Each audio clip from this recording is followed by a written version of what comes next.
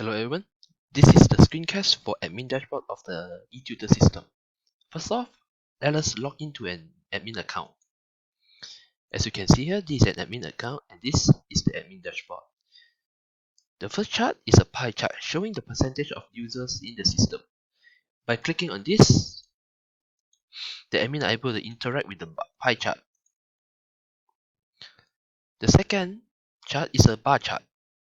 It shows the number of students with and without tutor.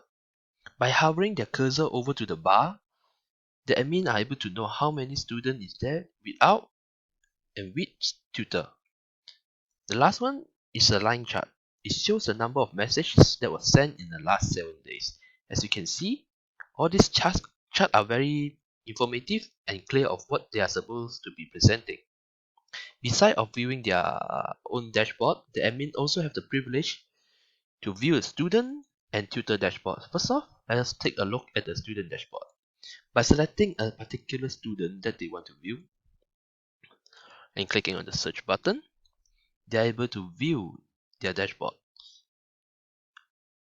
The table here are all well sorted and clear, with pagination allowing the admin to browse through the information that they want.